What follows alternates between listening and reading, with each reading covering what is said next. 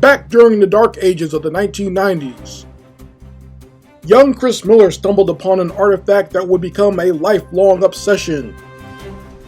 Now, armed with a mind full of nostalgia and a basement full of comic books, Chris attempts to analyze the art and the artist that made him comics crazy. Why this fool got more comics than a motherfucker? Hey everyone, this is Chris Crazy House, and I'd like to welcome you all to another episode of Comics Crazy. And today we're going to be doing a big one, and that is X-Men #1. So this was a very big deal when it came out in the early 90s, and I can remember the hype involved around it. This was the time of the artist was the one selling the books. So, there was a lot going on with that. And Jim Lee was probably one of the most popular artists at that time. He had already pretty much well established himself doing X-Men stuff. So people were hyped with this all new #1 of X-Men. And it became one of the highest selling comics because they did a little bit of a cheat there by having 4 versions of the cover for this #1. So I was one of the young people at the time that got caught up in this hype. I actually did purchase all 4 covers of this #1 book. When I bought X-Men #1, this was the very first time that I ever went to a comic book store. Before that, I had been buying all my comic books from convenience stores like 7-Eleven or Rite Aid, or, I'd just be out with my grandparents or whatever, or my parents, and, maybe at like a Kmart or even like a grocery store if they had any on the magazine rack. That's where I got all my comic books from. Okay, so buying X-Men #1 was a special trip for me because I remember I moved back in with my mother, and my stepfather, he found the comic book store and he knew I was a comic book fan, and I think that he knew that I was having some trouble adjusting to the move, and also, like changing schools and stuff like that. So he took me to this comic book store, and it was one of the greatest moments of my young life at that time. Just the fact that they had an entire store dedicated to comic books, it blew my little 11-year-old mind at the time. So seeing this and seeing that, all the posters and the advertisements were there, and they're premiering X-Men #1. So of course, I was sucked right into it. I was a fan of the X-Men. I was a fan of Jim Lee. So I bought all 4 covers thinking that it was actually 4 different stories in each one. I didn't know that, that it was just the same issue over and over again with different covers. I didn't understand that back then. So I bought all 4 of X-Men #1. And I think I actually got #2 at the time as well, with Magneto triumphant on the cover. So I bought these books, and I quickly realized that, the story was the same. The only thing different were the covers and the inside, like in the center of each book, they had a different poster in the middle. So I realized that. But, overall, this was such a big deal back then that it didn't bother me at the time. I was just a fan, big comic book fan, young comic book fan at the time. This was the getting to the zenith of comic book collecting and the hype of comic books. So this was just a big deal at the time. I can very much remember the hype surrounding all of it. And if you have any stories about your buying X-Men #1 at this time, you can go ahead and let me know in the comments. So we're going to take a look at it. We're going to do the flip through, and I'm letting you know right now that I split this flip through into 2 parts because it's a long book. This book is a little bit longer than your average comic book at this time. So we're going to do this in 2 parts. So I hope you guys will enjoy it. Make sure you like this video and make sure you subscribe to this channel when I drop part 2, which will come right after this one. So we're going to get started on the flip through. Let's take a look at X-Men #1, the most successful comic of all time.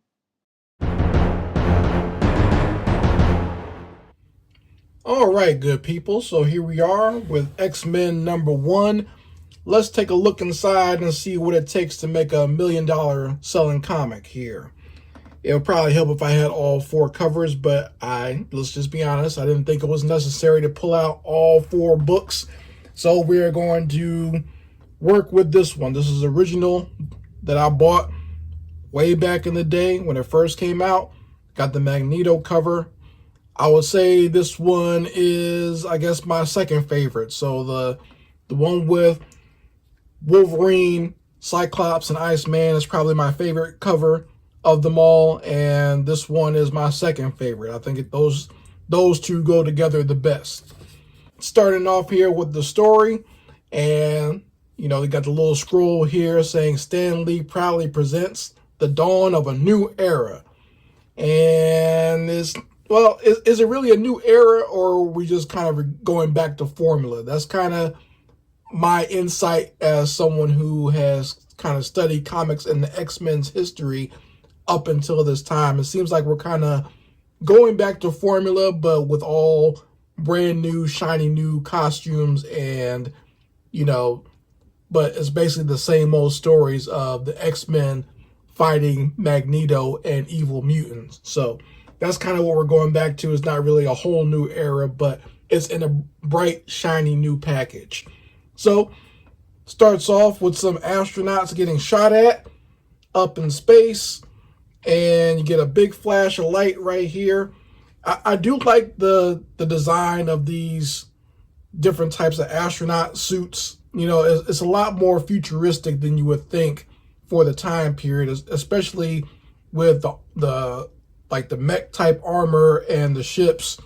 We're getting a lot more futuristic feel than we would normally get from astronauts at this time. And we got our first splash page of Magneto looking glorious, his hair looking luxurious out there. He's not wearing his helmet at this time, but he's got the rest of his suit on. But he's got his hair flowing. Very strong stance. I like that. This is a good introduction for one of the main characters in this story. And, you got Magneto kind of standing there triumphantly. We got the astronauts kind of spread over the page here. We got Asteroid M in the background, right? So it looks really cool here. I really like this. It's a very strong opening for this comic book. Got another page here, and I remember seeing this particular image was used in a lot of advertisements. It's actually a really good panel. The fact that it's kind of the anchor panel for this whole page, but it's very well lit. He's kind of lit from the bottom, so he's getting that light coming from Earth because we're out in space right now. And very strong face, strong jaw. You wouldn't know that Magneto is up there in age looking at this picture. I mean, the man looks like he's young and healthy, but we all know by this time he's kind of old. Flip over because the government is worried now. They've seen that the terrorists have reached Magneto and that he has destroyed the astronauts from the U.S. military that were hunting those terrorists down. And the government has decided they want to initiate the Magneto protocols, that is the protection against Magneto and his asteroid.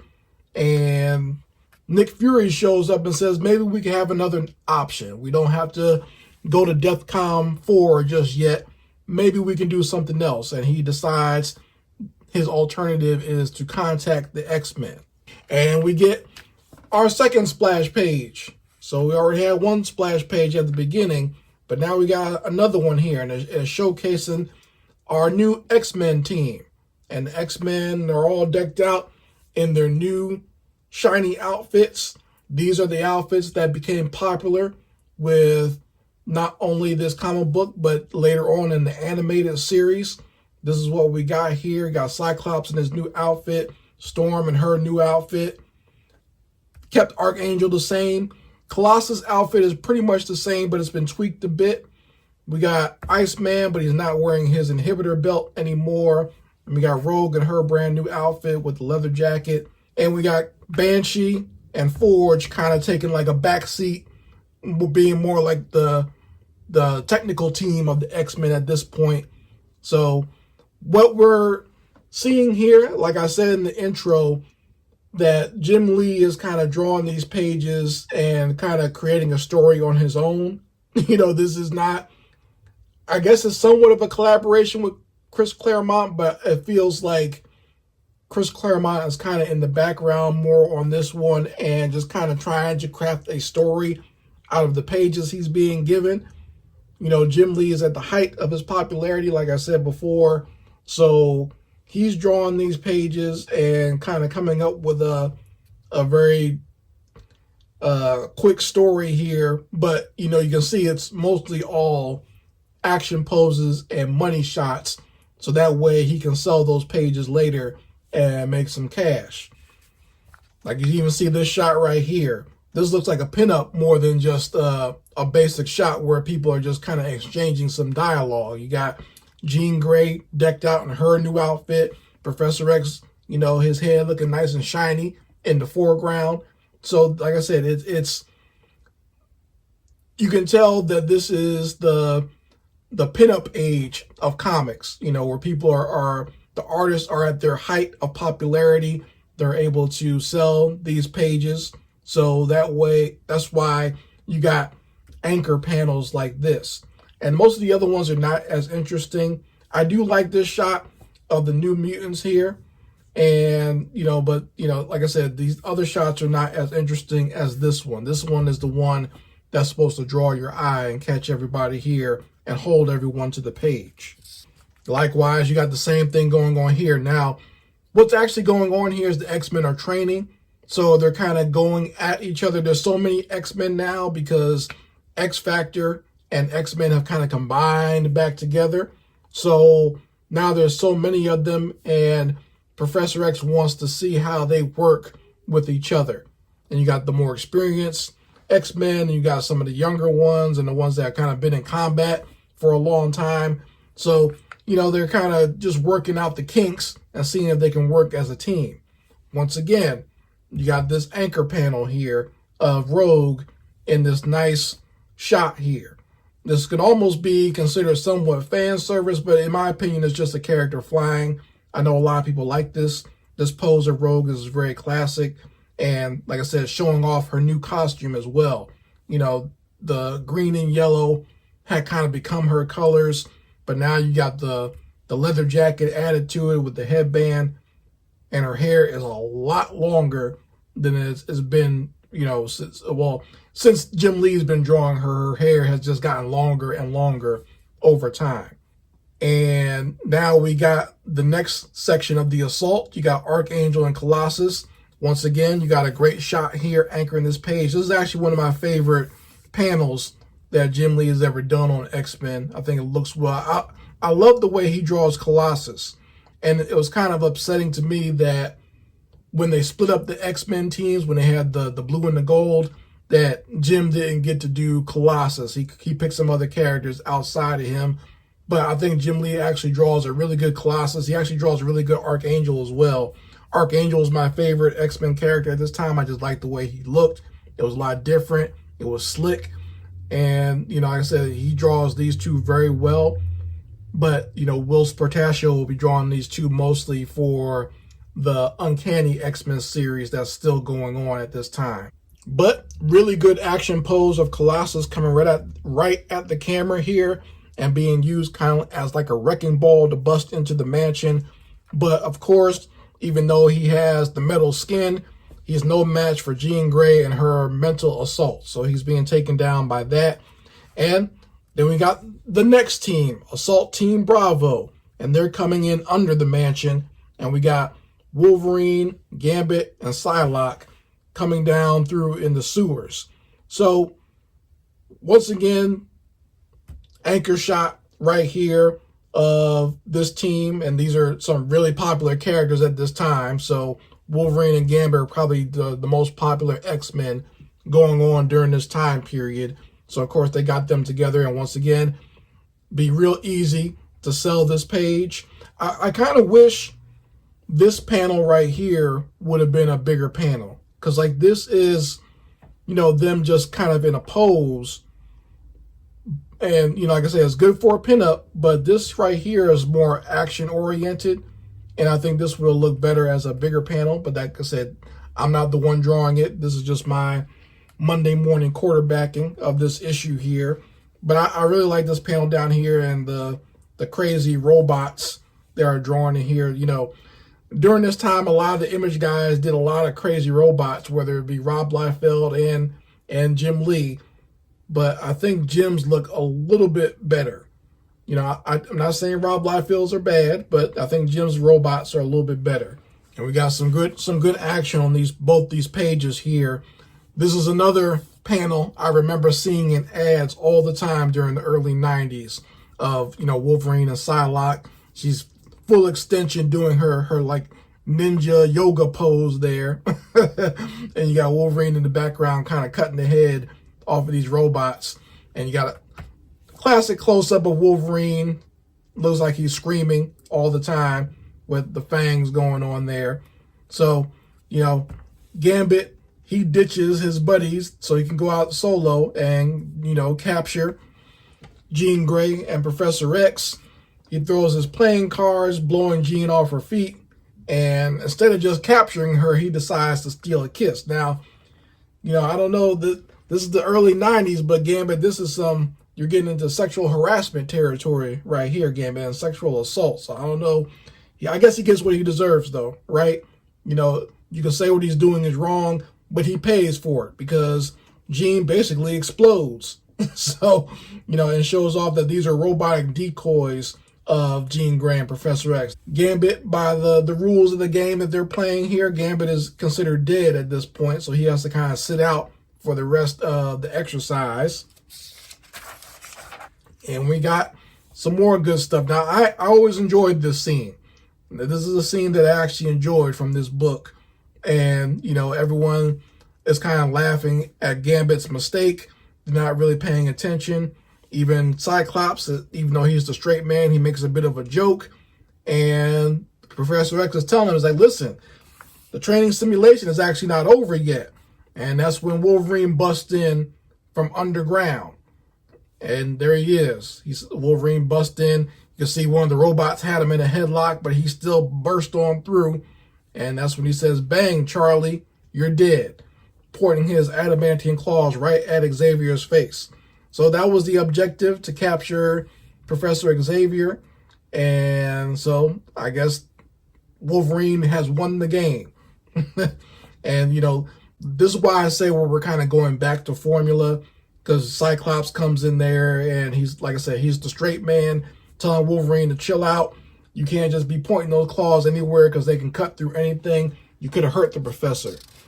And we see that the other X-Men, they were all within a simulation in the danger room. So the whole last couple of pages where we thought they were outside the mansion, all this was happening inside the danger room, which makes sense because you really can't have a quote-unquote secret base, because at this time the X-Men's base was still a secret to the rest of the world. Everyone didn't know where they lived at. But you couldn't have these characters in these colorful costumes blowing up stuff outside and not have somebody call the police. And we finally get our main part of the story. We've kind of gotten that out of the way. We've kind of introduced our new characters and team that we got going on here. Now we can get to the actual crux of the story of dealing with Magneto and these terrorists that have gone up there to Asteroid M.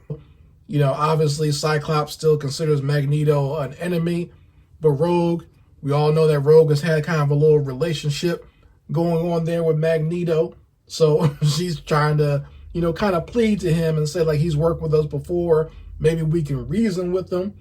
I do like this shot right here of Wolverine in the shadows here, and Nick Fury there in the background.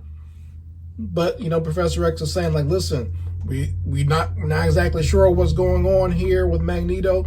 We're still gonna have to deal with him. So basically telling everybody they gotta go suit up and hope things go for the best. Hope things work well, but let's be prepared if something goes crazy.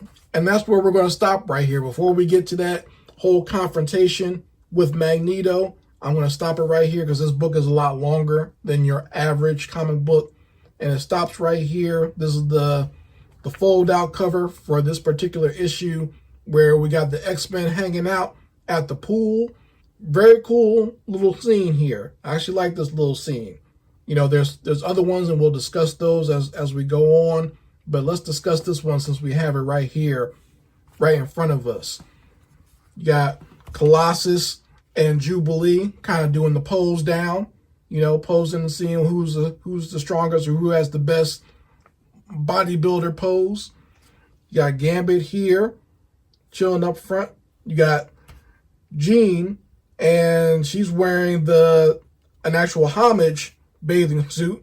So Jim Lee, foreshadowing that he's going to be leaving soon and having his own company called Homage. You got the Cable blow up right here. Nice little Easter egg. You got Rogue here in her swimsuit, but she's kind of looking sad. She's got to be sure she can't actually touch anybody, right? So she's kind of sitting off on the side by herself. You got Psylocke in the foreground showing all the goods. So she's the real sexy one up front. You got Cyclops, got his little volleyball. I don't know who he's going to play against. You got Wolverine. Of course, he doesn't have a bathing suit. He's just out there in some jean shorts, standing there with Storm looking good, doing her perfect Imani pose there. And we got the Beast getting ready to jump into the pool. But, of course, in the background, Iceman has frozen it. And you even got the Angel back in the background with a Speedo. I don't think Archangel would wear a Speedo at this time, maybe when he was just the regular old Angel, but now he's all blue, just chilling back there in a Speedo. I think that's kind of funny. But lighthearted stuff for these pinups that they did, but this is a good one nonetheless. So that is part one of my flip through and review of X-Men #1. So make sure you go ahead and like this video and subscribe to the channel so that you're here when we drop part 2 to this flip through of X-Men #1. And I'd like to do a shameless plug for the Comics Crazy Patreon. There you can watch these episodes in full, uncut and unedited, and also participate in the community that I'm trying to build there. If you're a fan of classic comic books or you're just a fan of the artwork, please go ahead and become a Patreon of Comics Crazy. It is a place for a comic fan to be. Anyway, folks, this is Chris Crazy House, and I'll be signing out here. Be here for part 2 of X-Men #1. It'll be uploaded soon, guys. Don't worry, I won't keep you waiting too long. Anyway, Chris Crazy House signing out. Peace.